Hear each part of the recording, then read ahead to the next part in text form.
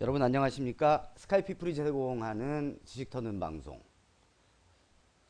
역사 터는 방송, 알고나 삽시다. 오늘은 10월 12일차입니다. 12일차 오늘의 주제는 1897년 10월 12일 대한제국입니다. 오늘이 대한제국이 건국이 된 날입니다. 황제가 대한제국을 전 세계에 우리는 이제 조선 아니다, 대한제국이다 이렇게 선포한 날입니다. 오늘이. 그래서 오늘은 이 역사적 사실을 주제로 해서 여러분들과 함께 말씀을 나누려고 합니다. 그러면 대한제국이란 뭐냐? 조선과 뭐가 다른 거냐? 같은 고종인데 이런 말씀을 하실 수 있어서 준비를 해봤습니다. 대한제국은 1897년 10월 12일 오늘 건국을 해서 잘 아시는 바와 마찬가지로 1910년 8월 29일 일본에 병합되기 전까지 길지 않게 존속이 된 그런 황제 국가입니다. 고려를 마지막으로 조선이 건국되면서 우리가 포기한 황제국으로서의 지위를 짧지만 되찾았던 그런 시기라고 볼 수가 있습니다. 그럼 대한제국이 건국될 당시에 그 시대적 상황은 어떤가 한번 잠깐 살펴보겠습니다.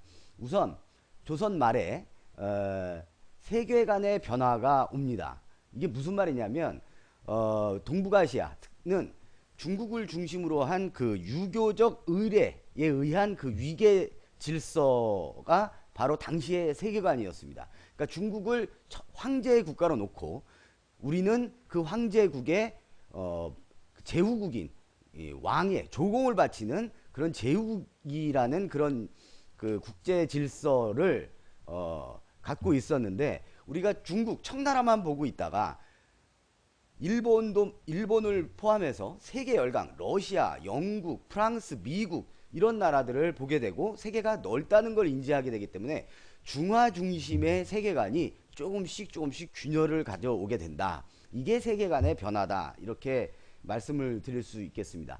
이렇게 변화된 세계관을 배경으로 하여 우리 조선을 황제가 다스리는 나라로 격상시키자라는 운동이 벌어지는데 그 첫 번째 시도는 급진 개화파들에 의해서 시도가 됩니다.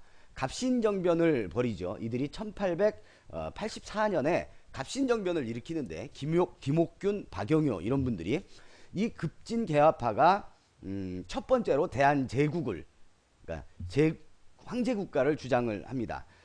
그들의 혁신 정강에 이런 표현을 하고 있습니다. 청나라에 조공하는 그 허례 의행을 폐지할 것이라는 것을 명시를 해놓습니다. 그러니까 청나라에 조공을 하지 말자 이거거든요.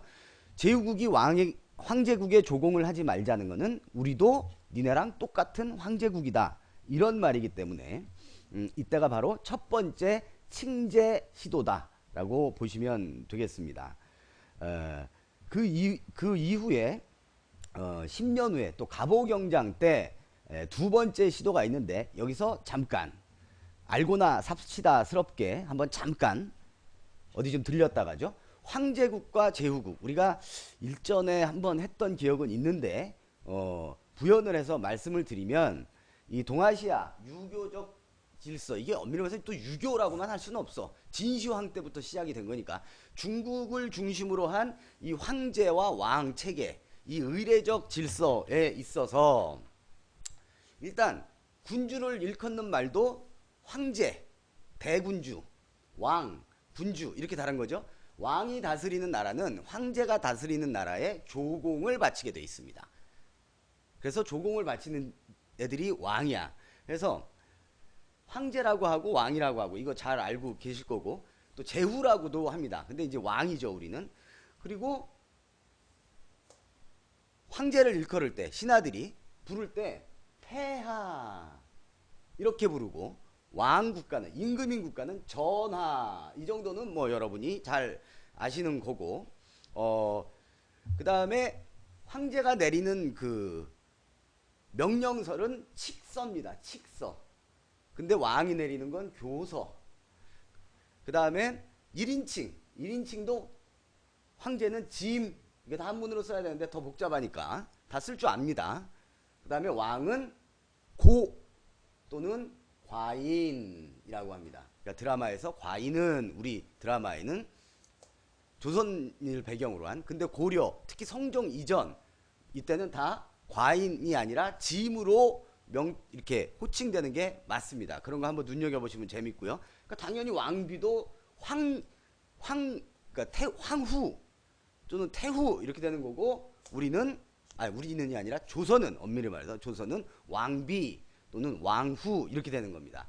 그리고 이 황제한테 치얼업 할 때 우리가 지금도 많이 하는데 만세 많이 하죠. 만세.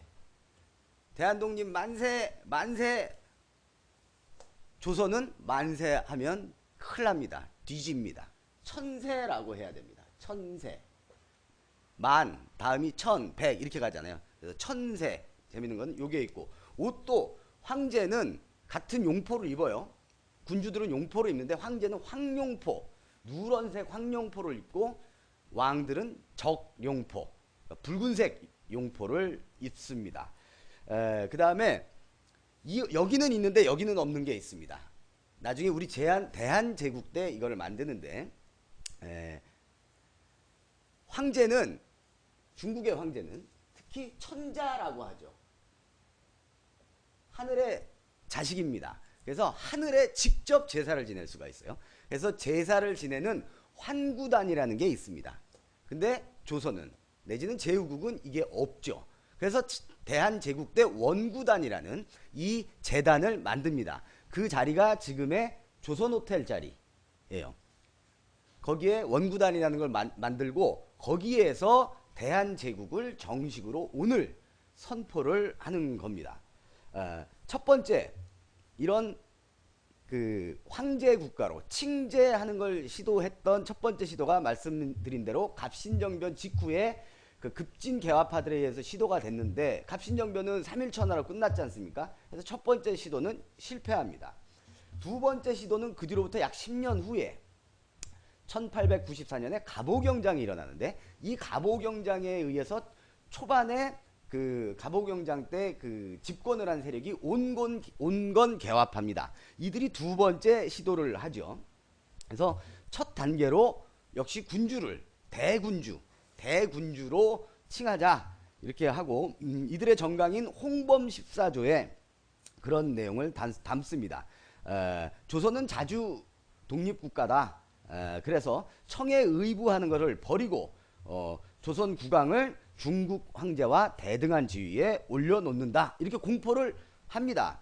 그런데 결국은 이 홍범 14조를 정강을 갖고 있던 갑오경장 그 내각 그 정권도 나중에 아관파천이라는 거를 겪죠. 1896년. 그러니까 약 2년 뒤에 고종이 아관파천으로 그 러시아 공사관으로 피신을 하면서 이 갑오 정부도 결국은 실패합니다. 붕괴됩니다. 그래서 이 시도가, 두 번째 시도가 또 중단이 되는 겁니다. 그러면서 조선이 친러 정권이 됩니다. 그 친러 정권은 수구 세력들이 장악을 하죠. 세 번째 시도가 있습니다. 이 세 번째 시도가 이 러시아 공사관에 가 있던 고종이 돌아오는데, 이 고종이 돌아오기 위해서 그동안 대립만 하고 있던 수구파와 개화파가 연합을 합니다. 그래도 우리의 국왕이 남이 나라 그 외교관에 가 있는 거야. 대사관에 가 있는 게 너무 창피하니까 이때만큼은 싸우지 않고 다투지 않고 협력을 해서 환궁시킵니다. 고종을. 그러고 나서 세 번째 시도를 합니다. 다시 한번 칭제 국가가 되기 위해서. 그래서 이때는 성공을 하는데, 이걸 이제 칭제건원 이런 말을 씁니다. 칭한다, 황제를. 그 다음에 건원, 이거는 황제 국가는 저거를 쓰죠. 뭐라 그래요? 갑자기 그게 연호. 갑자기 생각이. 연호를 쓸 수가 있는데, 이 연호라는 건 무슨 말이냐 하면 그 년을 부르는 이름이야. 예? 그래서 황제가 건양 황제면 건양 1년, 건양 2년, 건양 3년 이렇게 가는 겁니다. 그때는 지금의 서기 AD 이걸 쓰질 않았으니까. 그러면 조선은 중국의 황제가 청나라의 황제가 쓰는 연호를 그대로 갖고 오는 거야. 그러니까 우리는 우리 달력이 없다. 달력 자체를 중국 달력을 쓴다. 이렇게 보시면 됩니다. 그래서 그 연호를 붙이는 걸 건원이라고 합니다. 원년으로 삼는 거예요. 그래서 당시 중국의 연호를 폐지하고 광무라는 연호를 오늘부터 쓰는 겁니다. 그래서 오늘은 광무 1년 10월 12일이 되는 거죠. 그거 이제 칭제 건원이라고 하는데 이 세 번째 그 시도에서는 이 수구파와 같이 개화파가 연합했던 이 세 번째 그 황제 국가가 되기엔 세 번째 시도에서는 우선 건원은 처음엔 못 씁니다. 일단 칭제부터 하자. 이게 더 우선이다. 그래서 칭제를 먼저 하고 후에 오늘 건원을 하게 되는 겁니다. 그러니까 칭제는 9월부터 하고 1897년 9월부터 황제로 고종은 칭해지고 그로부터 한 달여 뒤에 건원이라는 건원이 아니라 연호 우리의 연호인 광무를 쓰게 되는 겁니다. 그래서 칭제 건원이 완성이 되는 거죠. 대한제국의 성립은 어쨌든 자주국가이다. 우리가 청나라의 속국이 아니다 라는 거를 대외만방에 알린 거니까 자주국가임을 알렸다는 그런 역사적인 어떤 의의 틀림없이 있습니다. 그런데 대한제국이 되고 나서 그 정치 형태, 정부를 조직하는 그 어떤 그 정치 체제를 놓고 같이 협력했던 수구파와 개화파가 대립을 하게 됩니다. 개화파, 흔히 독립협회파라고도 하는데 이 개화파는 어차피 칭제를 한 판에 정치 체계를 군주 1인이 다스리는 전제 군주 국가가 아니라 법을 만들고 의회를 만들고 국민에게도 참정권을 주는 입헌군주제를 하자. 지금의 영국, 일본, 스웨덴 이런 데처럼 입헌군주제를 하자라고 주장을 합니다. 당시로서는 어마어마하게 진보적인 주장이죠. 반대로 수구파는 당연히 반대를 하죠. 뭔 참정, 웃기는 소리 하고 있는데 백성이 정치를 한다고? 말도 안 되는 소리 하고 있네. 유교적 질서에 사로잡힌 분들이기 때문에. 그래서 전제군주제를 계속 주장을 합니다. 결과적으로 개화파가 수구파에게 집니다. 그 배경에는 또 일본 놈들이 작동을 하죠.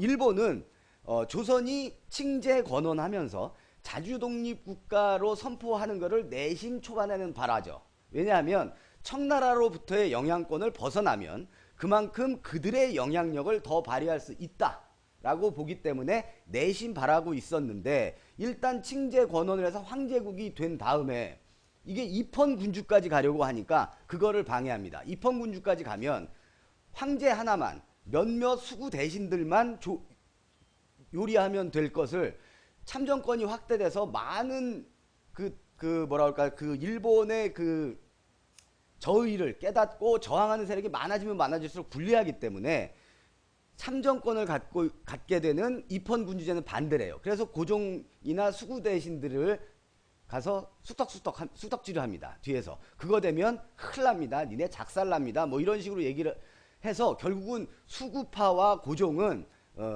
입헌군주제를 주장하는 개화파를 탄압을 합니다. 독립협회나 만민공동회를 강제로 해산시키고 400명이 넘는 독립협회 회원들을 강제 연행하고 그렇습니다. 그리고 집회의 자유, 집회 결사의 자유, 지금 말하는 그러니까 백성들에 의해서 집회, 이건 만민공동회로 비롯된 건데 이런 거 하는 거는 모두 다 반역죄로 처벌한다 라고 공포를 하기도 합니다.